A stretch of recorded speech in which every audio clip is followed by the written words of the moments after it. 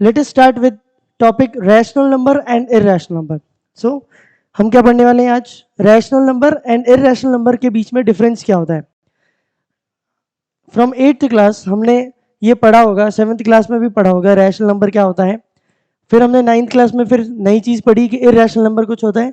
But अभी तक भी हम क्या है, यहाँ पर डिफरेंस नहीं क्रिएट कर पा रहे हैं कि दोनों में डिफरेंस क्या है. ओके, सो यहाँ पर जो मेन बातें हैं वो मैं आपको बताने वाला हूँ. चलिए स्टार्ट करते हैं. Rational number and irrational number. सबसे पहले डेफिनेशन से स्टार्ट करते हैं. तो आप सभी को पता होगा रैशनल नंबर की डेफिनेशन क्या है. यस, क्या होगी डेफिनेशन? तो डेफिनेशन क्या होगी रैशनल नंबर की? A number which can be written in form of p by q where q is not equal to 0.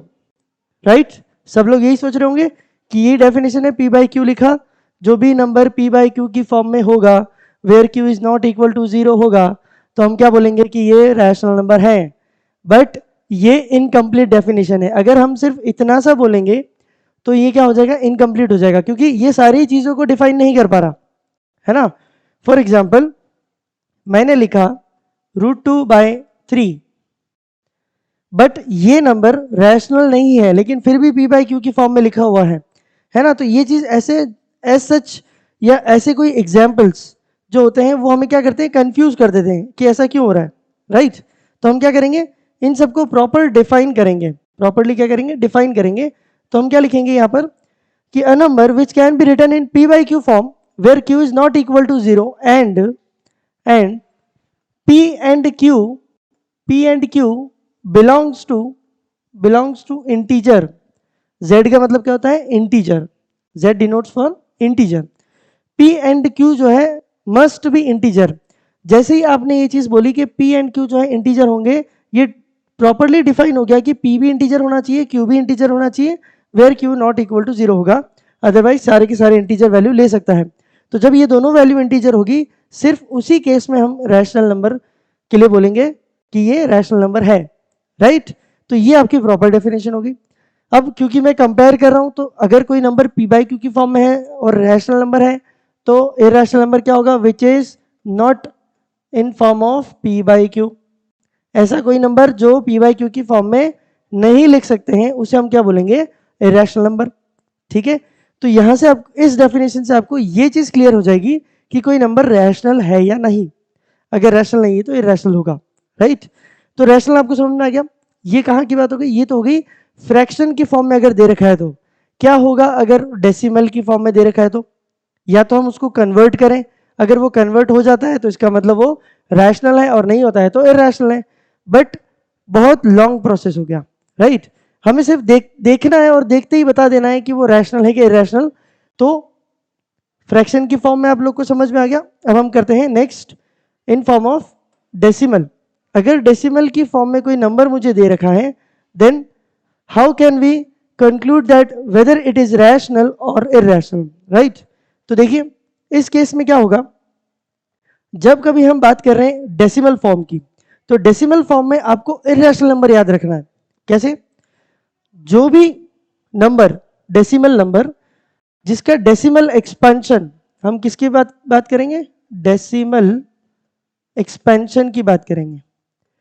उस डेसिमल नंबर में हमें सिर्फ और सिर्फ किसकी बात करनी है, जो डेसिमल के बाद जो डिजिट्स लिखी हुई है उनके बारे में बात करनी है. तो डेसिमल एक्सपेंशन बोलते हैं उसको. तो डेसिमल एक्सपेंशन जो होगा वो क्या होना चाहिए, वो आपका non terminating and non repeating होना चाहिए. Non terminating and non repeating होना चाहिए. वेयर रिपीटिंग को कभी कभी रिकरिंग भी कहा जाता है. किसी किसी बुक्स में आपको मिल जाएगा कि रिकरिंग लिखा हुआ होगा, तो कोई अलग चीज नहीं है, it is same thing as repeating. तो नॉन टर्मिनेटिंग नॉन रिपीटिंग, अगर डेसिमल एक्सपेंशन किसी नंबर का आपको दिख जाए, किसी डेसिमल नंबर का दिख जाए, देन हम क्या बोलेंगे, वो नंबर क्या है, रैशनल इरैशनल नंबर. इसके अलावा जितने भी डेसिमल नंबर होते हैं वो सारे क्या हो जाएंगे, रैशनल नंबर हो जाएंगे. तो मैं यहाँ पर एक बार डिफाइन कर रहा हूँ क्योंकि कंपेयर कर रहा हूँ, तो यहाँ पर मेंशन कर देता हूँ कि जो नॉन टर्मिनेटिंग नॉन रिपीटिंग है वो इरैशनल है. इसके अलावा कौन कौन से बच गए, एक तो बच गया non terminating and repeating, R is for repeating and T for terminating, या फिर टर्मिनेटिंग एंड रिपीटिंग, या फिर टर्मिनेटिंग एंड नॉन रिपीटिंग. ये सारी कंडीशन क्या होगी, रैशनल नंबर की। मैं 3 कंडीशन को याद रखूं, इससे अच्छा मैं क्या याद रखूंगा, सिर्फ और सिर्फ एक condition. P by Q form वाली चीज आपको याद है अच्छे से, सिर्फ उसमें छोटी सी चीज और ऐड करी, पी और क्यू क्या होने चाहिए, इंटीजर होने चाहिए। तो ये आपकी कंप्लीट डेफिनेशन होगी, ये आपको याद है पहले से, आपने यही चीज पढ़ी है। लेकिन जब डेसिमल नंबर की बात होती है तो डेसिमल एक्सपेंशन में सिर्फ आपको देखना है कि उसका जो डेसिमल एक्सपेंशन मतलब डेसिमल के बाद वाले जो डिजिट्स है, अगर वो नॉन टर्मिनेटिंग नॉन रिपीटिंग है या रिकरिंग है तो फिर हम बोलेंगे कि वो इरेशनल नंबर है, अदरवाइज सारे के सारे क्या है, रैशनल नंबर। क्लियर? तो ये आपका बेसिक डिफरेंस हो गया। अब कुछ एग्जाम्पल्स के साथ आपको समझते हैं कि वो रैशनल होगा या इरेशनल होगा। चलिए कुछ एग्जाम्पल्स लेते हैं। ये देखिए यहाँ पर आपके पास कुछ एग्जाम्पल्स है, हमें आइडेंटिफाई करना है वेदर कि वो रैशनल है या इरेशनल है। ओके, चलिए सबसे पहले वाला क्वेश्चन पढ़ते हैं। 2.368543। मैंने क्या कहा था, जब भी नंबर्स डेसिमल फॉर्म में दे रखे हैं तो फिर हम क्या करेंगे, उसका डेसिमल के बाद वाले डिजिट्स को देखेंगे। तो डेसिमल ये रहा, इसके बाद वाली डिजिट्स कौन सी, ये रही। इन नंबर्स को देखिए, क्या ये टर्मिनेट हो रहे हैं, क्या यहाँ पर क्या लग रहे हैं, डॉट डॉट्स लग रहे हैं। डॉट्स का मतलब क्या है कि वो आगे कंटिन्यू हो रहे हैं। तो जब ये आगे कंटिन्यू हो रहे हैं इसका मतलब एंड तो नहीं हो रहे, और एंड नहीं हो रहे तो हम क्या बोलेंगे इसको, नॉन टर्मिनेटिंग। जो टर्मिनेट नहीं हो रहे हैं उन्हें नॉन टर्मिनेटिंग कहेंगे। तो नॉन टर्मिनेटिंग लिख दिया मैंने शॉर्ट फॉर्म में। और क्या हो रहा है, एंड। देखिए रिपीट हो रहे हैं क्या, 3 6 8 5 4, देखो सब अलग अलग आ रहे हैं, सब अलग अलग आ रहे हैं, इसका मतलब रिपीट भी कोई नहीं हो रहा है। तो मैं इसको लिखूंगा नॉन रिपीटिंग और रिकरिंग, कुछ भी कह सकते हैं। तो नॉन टर्मिनेटिंग नॉन रिपीटिंग हो गया। अब देखिए मैंने अभी आपको क्या बताया था, नॉन टर्मिनेटिंग नॉन रिपीटिंग ही क्या होते हैं, इरेशनल नंबर होते हैं। तो जो आपका फर्स्ट वाला क्वेश्चन हो गया वो आपका क्या हो गया, क्या हो गया, इरेशनल नंबर। Irrational number. सबको क्लियर हो गया ये बात? चलिए नेक्स्ट क्वेश्चन करते हैं। जिसको क्लियर नहीं हो रहा है वो यहाँ पर ध्यान देंगे, आपको अभी जल्दी से क्लियर हो जाएगा। देखिए नेक्स्ट, डेसिमल के बाद वाला डिजिट देखना है, 20010023। क्या ये यहाँ पर एंड हो गया? यस बिल्कुल एंड हो गया। तो ये क्या हो गया, टर्मिनेट हो गया। तो मैं क्या लिखूंगा, टर्मिनेटिंग। क्या ये रिपीट हो रहा है बार बार? रिपीट भी नहीं हो रहा है, तो मैं लिखूंगा terminating and non repeating. Terminating आ गया, जब दोनों चीजें नॉन नॉन हो, non terminating non repeating, non non हो तो ही वो इरेशनल होगा। अगर एक भी नॉन हट गया तो वो क्या हो जाएगा, रैशनल नंबर। तो इसलिए क्या हो गया आपका, रैशनल नंबर। ठीक है, नेक्स्ट क्वेश्चन पे आते हैं। डेसिमल के बाद देखो क्या ये एंड हो गया, एंड हो गया इसका मतलब टर्मिनेटिंग है।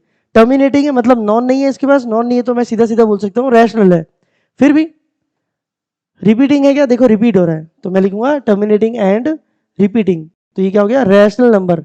रैशनल नंबर को क्यू से भी डिनोट किया जाता है, तो मैंने आपको यहाँ पर क्यू लिख दिया डायरेक्ट। क्वेश्चन नंबर 4 देखिए, डेसिमल के बाद जो डिजिट्स हैं उसके बाद लिख गया डॉट डॉट, इसका मतलब ये आगे कंटिन्यू हो रहा है।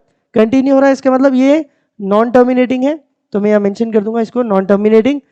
अब चेक करते हैं रिपीटिंग है क्या, देखो यहाँ पर 3 2 3 2 3 2 3 2 रिपीट हो रहा है, इसका मतलब ये क्या हो गया, रिपीटिंग।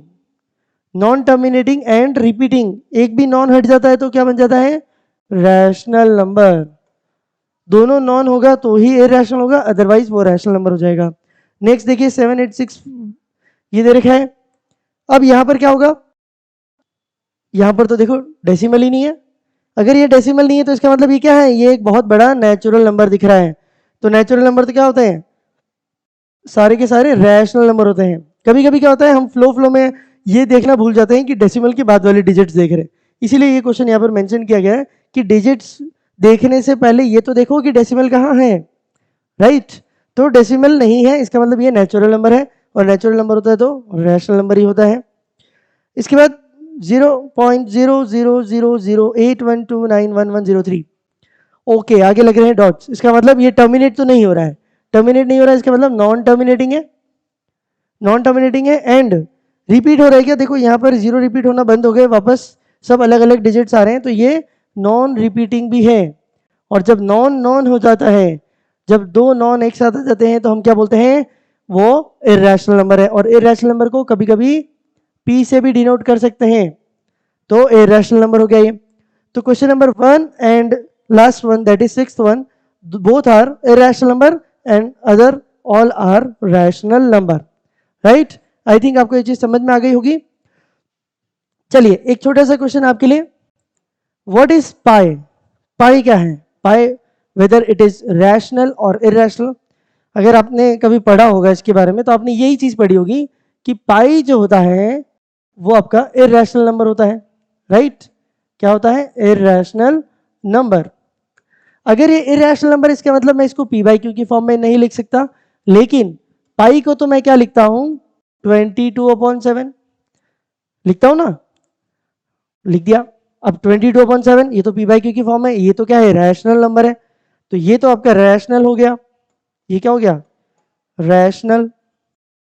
जबकि मैं तो कह रहा हूं कि पाई क्या है? इरेशनल है। अच्छा चलो ठीक है, कोई बात नहीं, एक काम करते हैं, डेसिमल फॉर्म लिख लेते हैं। डेसिमल फॉर्म में क्या लिखते हैं? 3.14 या 1428 ऐसा कुछ। तो वो सारे के सारे क्या है? या तो टर्मिनेट हो रहे हैं या फिर रिपीट हो रहे होंगे। तो ये भी क्या हो गया? ये भी आपका क्या हो गया? रैशनल नंबर हो गया। मैं पाई को जब दोनों पॉसिबिलिटीज में लिख रहा हूं तो वो रैशनल हो रहा है, जबकि मैं कह रहा हूं कि पाई इरेशनल है। तो ऐसा कभी हो सकता है क्या? ये चीज आपको फाइंड करके जिस जिसको भी आंसर आता है आप कमेंट कर सकते हैं, मुझे बता सकते हैं कि ये ऐसा क्यों हो रहा है।